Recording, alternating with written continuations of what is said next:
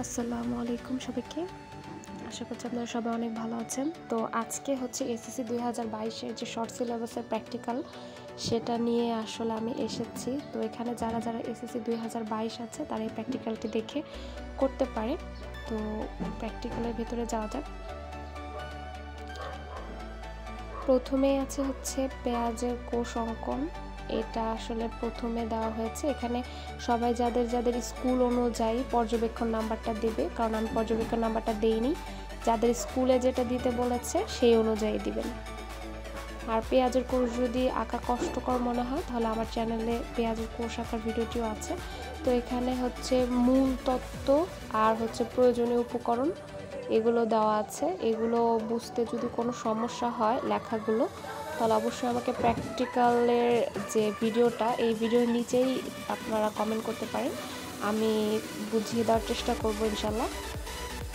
তো এটা পরে হচ্ছে আমি সেকেন্ডে যেটা এঁকেছি সেটা আসছে, তার আগে সতর্কতাটাও লিখে নিতে হবে।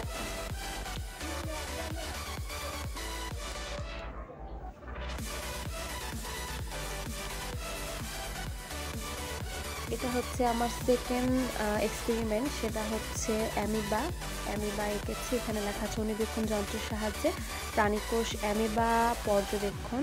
তো এটা এখানে খুব সুন্দর করে এঁকে আমরা হচ্ছে চিত্র নামটা লিখেছি, তারপরে এটার যে লেখাটা সেটা দিয়েছি আমি এখানে। মূল তত্ত্ব, প্রয়োজনীয় উপকরণ, তারপরে কার্যপদ্ধতি, এই হচ্ছে লেখা। তারপরে এখানে আছে পর্যবেক্ষণ। পরের পৃষ্ঠায় চলে যাচ্ছি।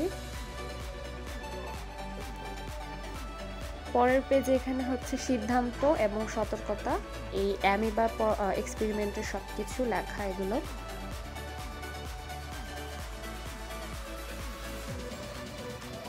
আমার থার্ড এক্সপেরিমেন্ট এটা হচ্ছে,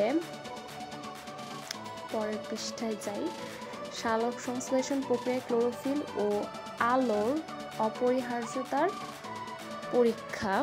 সেটা হচ্ছে আমি এখানে এটা এঁকেছি।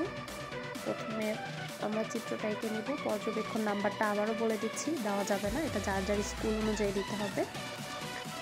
তারপরে হচ্ছে এই চিত্রর জন্য মূল তত্ত্ব, পর্যবেক্ষক উপকরণ আর হচ্ছে কার্যপদ্ধতি এগুলোও দেওয়া আছে। হ্যান্ডরাইটিং যদি কারো বুঝতে সমস্যা হয় অবশ্যই কমেন্ট বক্সে জানানো যাবে, কোনো সমস্যা নেই, আমি আরও স্পষ্ট করে দেওয়ার চেষ্টা করব।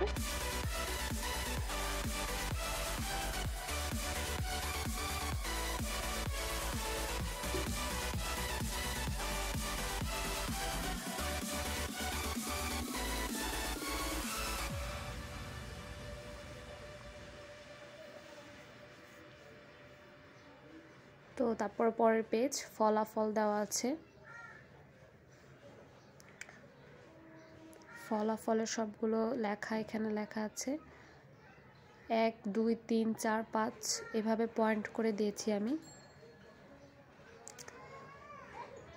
পরের পৃষ্ঠায় হচ্ছে আমার 4 নম্বর এক্সপেরিমেন্ট যেটা, সেটা এটা হচ্ছে ফুলের গর্ভাশয়ের প্রস্থচ্ছেদ পর্যবেক্ষণ। এখানে 3টা চিত্র আছে, পুষ্পের দৈর্ঘ্যচ্ছেদ আর হলো এখানে আরেকটা দেওয়া আছে স্ত্রী স্তবক, আর একটা হচ্ছে গর্ভাশয়ের প্রস্থচ্ছেদ। এই 3টা চিত্র মিলে একটা এক্সপেরিমেন্ট।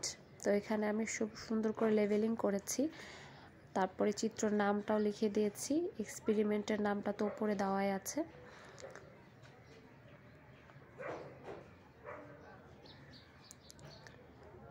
তো পরের পেজে চলে যাই।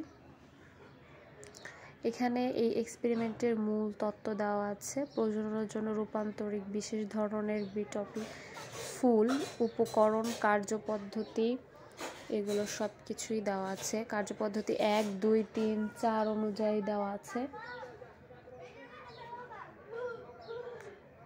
তারপরের পৃষ্ঠায় পর্যবেক্ষণ, সতর্কতা 1 2 3 অনুযায়ী দেওয়া আছে। সতর্কতা, প্রত্যেকটা এক্সপেরিমেন্টের পরই সতর্কতা অ্যাড করতে হবে।